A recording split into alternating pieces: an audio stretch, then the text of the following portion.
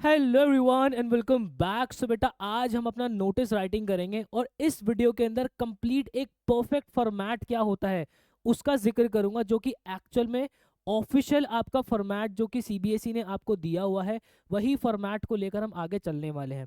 तो सबसे पहले अगर मैं राइटिंग सेक्शन की बात करता हूँ तो पूरा राइटिंग सेक्शन हमारा 18 मार्क्स का आता है, जिसके अंदर अगर मैं नोटिस राइटिंग की बात करता हूँ बेटा तो वो हमारा 4 नंबर का आता है। और सीबीएसई क्लास 12 के अंदर जो नोटिस राइटिंग होती है वो थर्ड नंबर पे ही हमें क्वेश्चन मिलता है। थर्ड नंबर पे आपको 2 क्वेश्चन मिलते हैं नोटिस राइटिंग के ही, दोनों में से कोई एक आप लोगों को जो है बेटा करना होता है। 4 नंबर का हमारा क्वेश्चन आता है।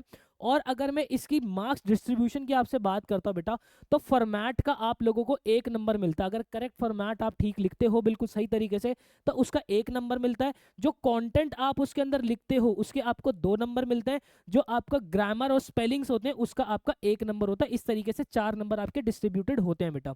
अब उसके बाद जो आपको ऑफिशियल सीबीएसई का पूरा फॉर्मेट इस साल प्रिस्क्राइब्ड है, मैं उसकी बात करूंगा बेटा। आपको करना क्या है, मैं आपको पर्सनली रिकमेंड करूंगा, जब कभी भी आप नोटिस राइटिंग लिखोगे तो होता क्या है कि जब हमें आंसर शीट मिलती है तो राइट हैंड साइड पे ना हम इस तरीके से मार्जिन बना के डाल देते हैं।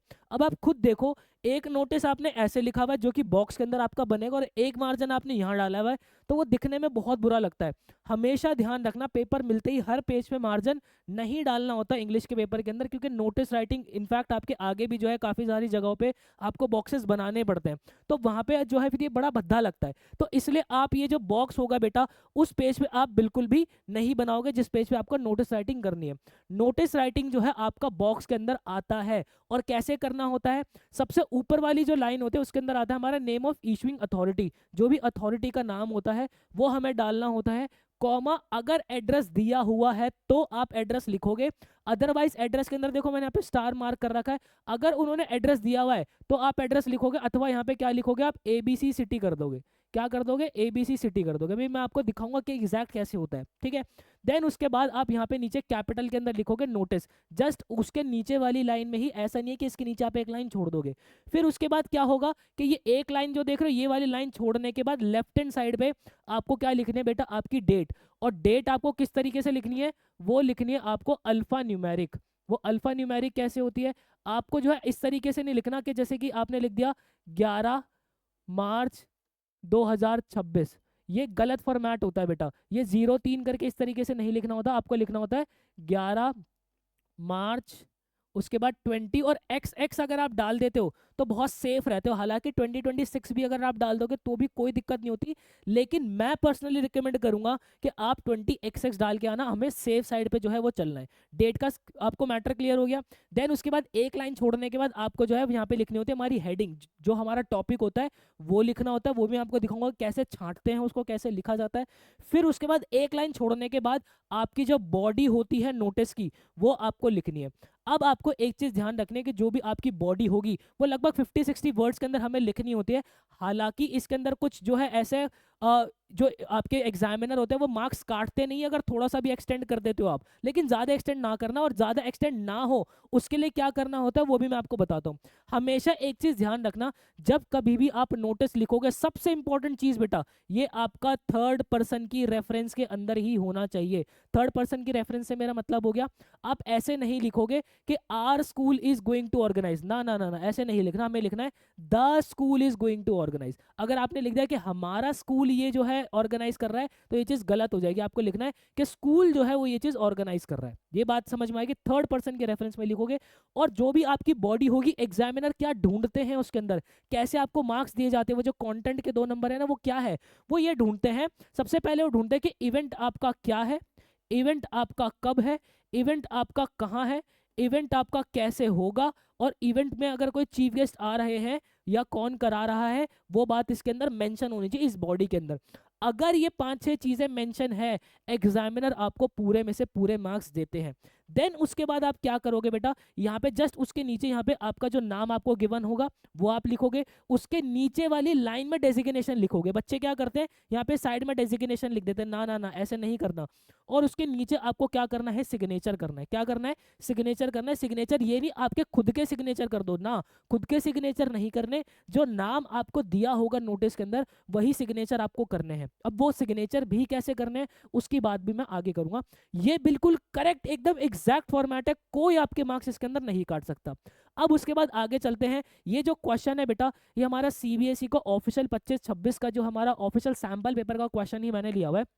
क्या कह रहा है देखो, बोला कि यू आर दिलजीत कौर, आपको बोल रहा है कि आप जो है वो दलजीत कौर हो, a member of team wellbeing association, आप मेंबर हो टीम वेलबिंग एसोसिएशन के, जो कि कहां पर है, चंडीगढ़ के अंदर है। एड्रेस हमें दे दिया गया है। The association is planning to organise free pottery classes every Sunday morning. जो एसोसिएशन है वो एवरी संडे मॉर्निंग को हर सुबह जो है वो एक पॉटरी क्लासेस जो बनाएंगी एट द कम्युनिटी हॉल। यहाँ पे हमें जो है वो प्लेस भी बता दिया कि कम्युनिटी हॉल के अंदर जो है वो बनाया जाएगा। अब मैं आपको बताऊंगा कि क्वेश्चन में से ही जो है वो 50-60 वर्ड्स जो हमें लिखने होते हैं बॉडी, वो कैसे छाटा जाता है बेटा। To encourage creativity among the residents, जो यहाँ के निवासी है, जो रेजिडेंट्स हैं, यहाँ पे जो लोग रहते हैं, उनके उनके उनको जो है वो इनकरेज करने के लिए, ताकि वो क्रिएटिविटी की तरफ थोड़ा सा उनका रुझान आए, ठीक है, इसलिए जो है ये फ्री पोट्री क्लासेस हर संडे को चलाई जाएगी। उसके बाद बोला है कि एक नोटिस लिखना है आपको 50 वर्ड्स के अंदर, informing the residents of the event and inviting registration. अब आपको नोटिस लिखना है जिसके अंदर आप जो है जितने भी रेजिडेंट्स हैं उनको इनवाइट करोगे और उनको आप बोलोगे कि आप जो है वो रजिस्ट्रेशन कर दो। इसके लिए include all the necessary details, put your notice in a box, आपको सारी जो डिटेल्स हैं वो डालनी है और बॉक्स के अंदर अपना नोटिस जो है वो बनाना है बेटा। ये बात समझ में आ गई। अब जरा एक एक करके चीजों को समझेंगे। देखो हमेशा ध्यान रखना, जब कभी भी आपको आंसर शीट मिलती है तो इस तरफ से आपका तो मार्जिन तो ऑलरेडी बना होता है, ठीक है, तो यहाँ पे से आप जो बॉक्स बनाओगे वो हल्का सा इधर करके बनाओगे, क्योंकि इधर वाला मार्जिन तो आप मिटा नहीं सकते, इधर वाला मार्जिन तो वो ऑलरेडी बन के ही आता है। लेकिन यहाँ वाला मार्जिन मत बनाना, मैं बार बार कह रहा हूँ। मैं आपको टॉपर की आंसर शीट भी दिखा देता हूँ, जो कि हमारे 2024 के टॉपर है। 25 की जो है वो सीबीएसई ने अभी तक आंसर शीट अपलोड नहीं की हुई है। इन्होंने भी जो है राइट हैंड साइड के अंदर वो मार्जिन नहीं डाला जो बच्चे आप हमेशा डाल देते हो। देखो बेटा, सबसे पहले हमने क्या करा, अपनी ऑर्गेनाइजेशन का नाम डाला, टीन वेलबिंग एसोसिएशन। ये जो बॉक्स हम बनाते हैं ना, बाहर वाला जो बॉक्स बनता है बेटा, ये सबसे एंड में बनाया जाता है। बच्चे क्या करते हैं, स्टार्टिंग में ही बना देते हैं, तो बड़ी दिक्कत हो जाती है, फिर वो मिटाना शुरू करते हैं। ये सब आपको नहीं करना। सबसे पहले आप लिखोगे tin wellbeing association comma Chandigarh, क्योंकि मुझे यहाँ पे एड्रेस दिया हुआ था।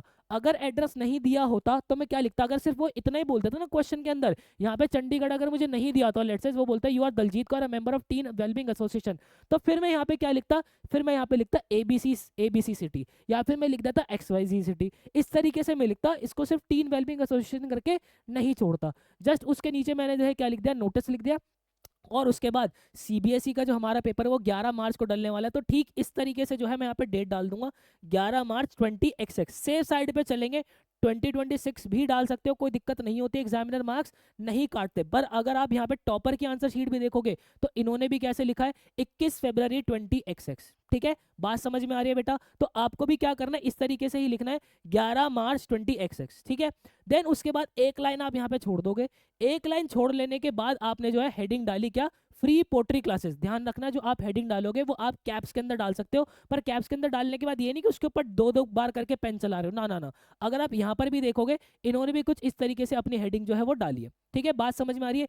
एक लाइन यहाँ पे छोड़ देना, हालांकि टॉपर ने जो आंसर शीट है उसके अंदर नहीं छोड़ी हुई, बट एक्चुअल में जो फॉर्मेट प्रिस्क्राइब होता है उसके अंदर एक लाइन छोड़ी जाती है। अब उसके बाद आप यहाँ पे क्या लिखोगे, this is to inform that, ये जो लाइन है ये फिक्स है, ये जो लाइन है this is to inform that, जो भी ऑर्गेनाइजेशन का नाम होगा आप यहाँ पे ऑर्गेनाइजेशन का नाम डालोगे, इज गोइंग टू ऑर्गेनाइज, ये लाइन भी क्या है, फिक्स है। यहाँ पे this is to inform that is going to organize, ये बात फिक्स है। यहाँ पे बीच में हमारी ऑर्गेनाइजेशन का नाम आ जाएगा, और जो भी इवेंट होगा वो हमें इवेंट का जो है यहाँ पे नाम लिखना है। जो इवेंट का हमने नाम लिख दिया, फिर उसके बाद जो है वो इवेंट क्यों हो रहा है ये आप मेंशन कर दोगे। और ये चीज जो है ना आपको क्वेश्चन के अंदर हमेशा से ही मिलती है। This is to inform that organization का नाम इज गोइंग टू ऑर्गेनाइज, जो हमारा इवेंट है why to encourage creativity among the young residents. और यही चीज हमें जो है वो दी हुई है कि टीम वेलबिंग एसोसिएशन जो है वो एक फ्री पोट्री क्लासेस जो है ऑर्गेनाइज कर रही है। क्यों? To encourage creativity among young residents. ये बात हमेशा से क्वेश्चन के अंदर आपको मिलेगी। फिर उसके बाद मैं आपको इतना प्यारा एक तरीका बता रहा हूँ। बच्चे बच्चे क्या करते हैं, इसी के अंदर खुचड़ मुचड़ करके लिखते रहते हैं कि ये तारीख होगी, ये डे होगा। ना ना ना ना, ये प्यारी सी आपने एक लाइन लिखी, यहाँ पे डाल देना फिर इवेंट डिटेल्स। हमें क्या करना है, हमें इस नजरिए से पेपर सॉल्व करना होता है कि एग्जामिनर को पढ़ते ही बहुत आसानी से सारी चीजें मिल जाएं। जितना आप एग्जामिनर को ईज दोगे, एग्जामिनर उतने आपको मार्क्स देंगे। इस माइंडसेट से जब आप पेपर सॉल्व करने बैठते हो, बहुत अमेजिंग होता है। हमने क्या लिखा, इवेंट की डिटेल्स डाली, हमने इवेंट की डेट बता दी कि 13 मार्च से जो शुरू होगा। भाई ऑब्वियस सी बात है, 11 मार्च को जब आप नोटिस डाल रहे हो तो उसके बाद ही तो इवेंट जो है वो स्टार्ट होगा। ये दिमाग थोड़ा सा लगा लेना। ऐसा नहीं है कि आपने जो है नोटिस की डेट बाद की डाल रखी है, इवेंट पहले स्टार्ट करा रहे हो, ऐसा मत करना कि भाई 13 मार्च से हमारा जो है वो हमारा जो क्लासेस स्टार्ट होंगी। 20XX लिखा बेटा यहाँ पर भी मैंने, ठीक है। उसके बाद डे जो है हर संडे को होगा। ड्यूरेशन भी मैंने बता दी कि सुबह 9 बजे से लेके 11 बजे तक क्लास होगी। वेन्यू भी मैंने बता दिया, कम्युनिटी हॉल, जो कि हमें वहां पे भी दिया हुआ था। अब उसके बाद जो है मैंने ये भी बता दिया कि classes will be conducted by trained artist. जो क्लासेस है वो ट्रेंड आर्टिस्ट लेंगे and programme will be inaugurated by chief guest mister ABC। अब ध्यान रखना, हमेशा ही यहाँ पे जो कोई ना कोई चीफ गेस्ट बुला लो, अगर नहीं भी बुलाओगे तो भी कोई दिक्कत नहीं है। पर एक चीज ध्यान रखना, हमें जो है, देखो मैं आपको बताता हूँ, यहाँ पे जब कभी भी आप चीफ गेस्ट बुलाते हो ना, तो जो हमारे एग्जामिनर्स होते हैं उनका भी एक पॉलिटिकल थॉट होता है ना। कोई हमारा एग्जामिनर किसी पॉलिटिशियन को पसंद करता है या किसी फेमस हस्ती को पसंद करता है, और हो सकता है वो ना भी करे। तो अगर आप यहाँ पे किसी पॉलिटिशियन का या ऐसा कोई नाम लिख देते हो जो कि एग्जामिनर को पसंद नहीं आता, ठीक है, तो समझ रहे हो ना आप, वो यहाँ पे मार्क्स काट लेंगे। इसलिए सेफ साइड पे चलना कि भाई हमारे जो है चीफ गेस्ट आ रहे हैं मिस्टर ABC, बात खत्म। भाई हम क्यों ऐसी महान हस्ती को बुलाए? अगर आपको महान हस्ती को बुलाना है, हमारे सर जो है वो रतन टाटा जी को आप बुला सकते हो, बट उनका स्वर्गवास हो गया, खैर, पर कोई बात नहीं। तो आप यहाँ पे क्या लिखोगे, मिस्टर ABC लिखोगे। अ रिनाउंड पोर्टर, जो कि क्या है, एक रिनाउंड पोर्टर है। इंटरेस्टेड रेजिडेंट्स में register at the association office. और जो इंटरेस्टेड कैंडिडेट्स होंगे, इंटरेस्टेड रेजिडेंट्स होंगे, वो अपना एसोसिएशन ऑफिस पे जो है वो रजिस्टर कर दें। देन उसके बाद आपने क्या लिखा, अपना नाम लिखा दलजीत कौर, कैप्स के अंदर लिख दिया। उसके बाद आपकी डेजिग्नेशन मेंबर कहाँ की, टीन एसोसिएशन की। और उसके बाद जब आप सिग्नेचर करोगे तो यहाँ पे देखो, इन दोनों के बीच में फर्क डालने के लिए पता है क्या होता है, ये आप कैप्स के अंदर लिखो। नीचे जो है आप दिलजीत कौर जो होगा बेटा, ये दिलजीत कौर आप अपना नॉर्मल राइटिंग के अंदर लिख के बस एक लाइन यहाँ पे डाल देना। अगर आप देख सकते हो, मैंने यहाँ पे नॉर्मल सी एक लाइन डाली हुई है बस इस तरीके से ब्लू कलर की। ये एक करेक्ट फॉर्मेट होगा। फिर उसके बाद में आप जो है ये एक बॉक्स बनाना। इस तरीके से अगर आपने नोटिस राइटिंग करी तो 4 के 4 मार्क्स आपको मिलेंगे, और बहुत प्यारे तरीके से आप 4 मार्क्स जो है गेन कर ले जाओगे। टॉपर की आंसर शीट भी अगर मैं देखता हूं तो आप देख सकते हो, इन्होंने भी इवेंट डिटेल्स वगैरह सारी जो है इसी तरीके से जो है लिखी हुई है। तो ये था जनाब हमारा प्रॉपर पूरा पूरा निचोड़ नोटिस राइटिंग का। स्टिल आपको कोई डाउट होता है, आप मुझसे यहाँ पे कनेक्ट हो सकते हो।